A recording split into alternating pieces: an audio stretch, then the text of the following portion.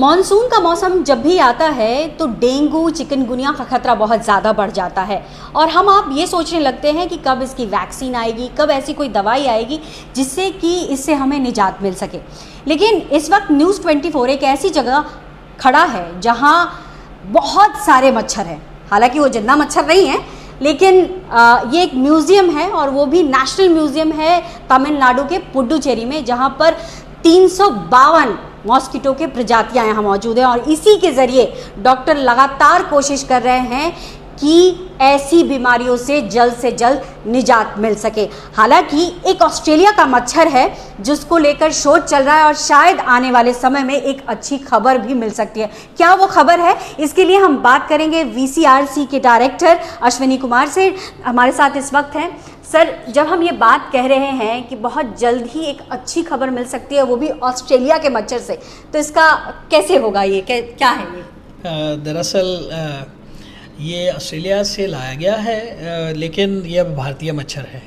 वो इसलिए कि ये एग्स लाए थे हम ऑस्ट्रेलिया के जो एडिस इजिप्टाई मच्छर प्रजातियाँ होती हैं, वो प्रजाति यहाँ भी पाई जाती है, लेकिन उसके जो उसमें एक वॉल्बैकिया मच्छर, जो मच्छरों में वॉल्बैकिया एक ऐसा बैक्टीरिया है जो कि उसमें होता है, तो वो हमने वहाँ से एग्स इंपोर्ट किए हैं और 2017 में किए थे।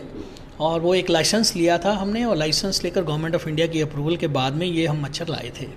और उसके बाद फिर हमने उनको यहाँ एक कंट्रोल्ड कंडीशन में लेबोरेटरी में, प्रयोगशाला में उनको हमने मच्छरों में बदला। और जब वो मच्छर पैदा हुए तो हमने जो अपनी लोकल वाइल्ड स्ट्रेन है उसके साथ उनका मीटिंग करवाया। तो 8-9 जनरेशन के बाद वो जो वॉल्बैकिया बैक्टीरिया होता है मच्छरों में, जो ऑस्ट्रेलिया वाले में था, वो पुडुचेरी स्ट्रेन के अंदर आ गया। तो हमने वॉल्बैकिया वहाँ से, ये वॉल्बैकिया क्या है? ये वॉल्बैकिया एक बैक्टीरिया है और ये हर कोशिका में मच्छरों की, जिसमें ये चला जाता है उसमें फिर ये अपना घर बना लेता है।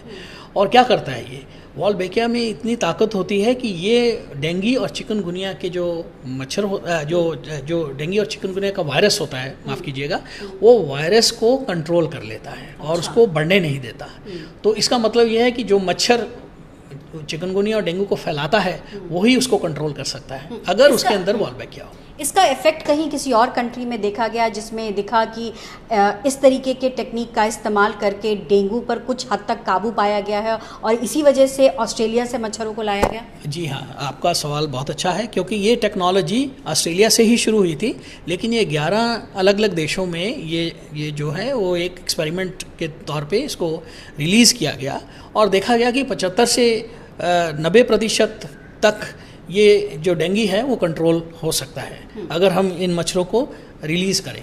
लेकिन हमारे देश में अभी तक हमने सिर्फ इसको लैबोरेटरी और यहाँ प्रयोगशाला तक ही इसको सीमित रखा है, क्योंकि इसके लिए फिर परमिशन लेना होता है गवर्नमेंट से, रेगुलेटरी बॉडीज़ से।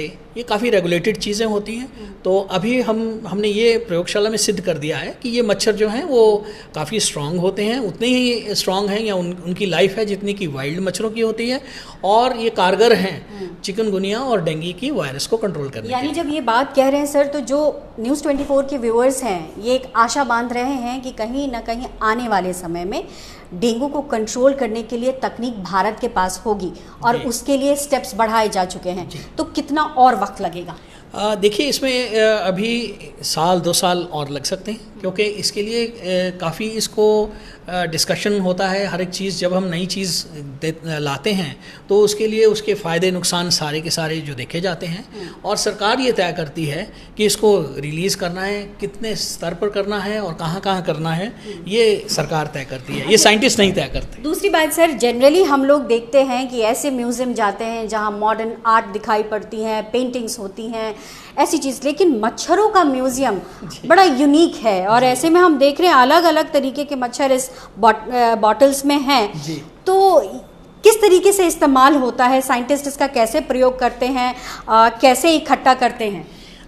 देखिए, पूरे देश में हमारे जो साइंटिस्ट हैं या वर्कर्स हैं, जो टेक्नीशियंस हैं, वो पूरे देश में जाते हैं, हर जगह पे मच्छरों को कलेक्ट करते हैं। मच्छरों को कलेक्ट करने का भी एक तरीका होता है एक इंस्ट्रूमेंट्स होते हैं उन, और घरों में हम जाते हैं, कैटल शेड में जाते हैं और वेजिटेशन से कलेक्ट करते हैं, उनको जगह जगह से लाया जाता है। 20 स्टेट्स और 3 जो यूनियन टेरिटरीज़ के मच्छर का संग्रहालय है ये यहाँ पर, जम्मू कश्मीर से लेकर कन्याकुमारी तक। अच्छा। और गुजरात से लेकर नॉर्थ ईस्ट तक, नागालैंड तक के मच्छर यहाँ हैं।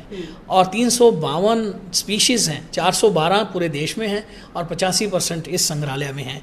हर एक को एक नंबर दिया गया है, कोड नंबर, और उसका पूरा नाम है। देखिए आप, पूरा इसके ऊपर नाम है, कोड है। और ये एक स्पेशल बॉटल में हमने एक ये मच्छर देखिए आप यहाँ है, और इसको प्रिजर्व किया जाता है। हालांकि ये जिंदा मच्छर नहीं है जो काट के किसी को प्रॉब्लम करे। नहीं, ये मरा हुआ है, प्रिजर्व्ड है और बहुत सालों से प्रिजर्व्ड है। और इसके नीचे जो है वो एक जैसे नेफ्थलीन बॉल होता है, वही मटेरियल पैराडाइक्लोरोबेंजीन कहते हैं, वो उसमें हमें लगाना पड़ता है ताकि इसको फंगस वगैरह ना लगे या बैक्टीरिया ना लगे। जी, ये तो मरे हुए मच्छर है जिनका संग्रहालय हम देख रहे हैं सर, और काफ़ी बड़ा है।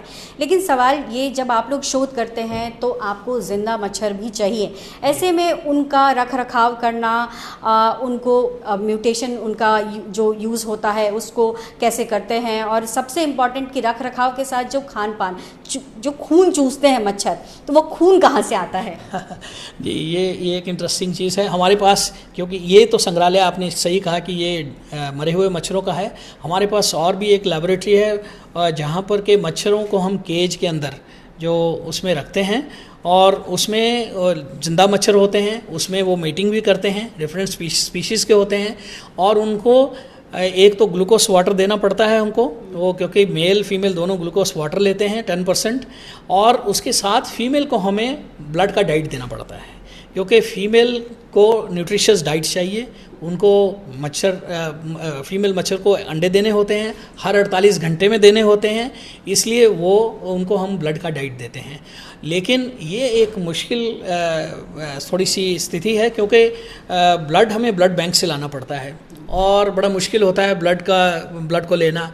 और अभी इसकी वजह से हमने अपने वैज्ञानिकों को ये चैलेंज दिया कि आप एक आर्टिफिशियल डाइट बनाएं जो कि ब्लड की तरह ही न्यूट्रिशियस हो, और फीमेल उसको एक्सेप्ट भी करे और अंडे भी दें, और नेक्स्ट जनरेशन भी हो।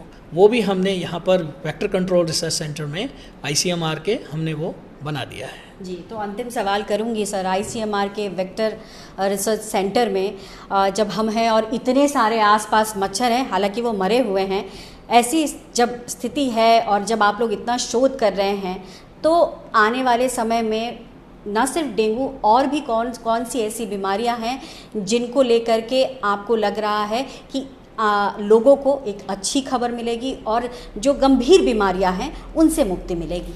देखिए, देश अग्रसर है अभी। जो फाइलेरिया का बीमारी, हाथी पाँव का बीमारी है, 2030 में एलिमिनेट करना चाहता है अपना देश, और आगे बढ़ रहा है काफ़ी तेज़ी से।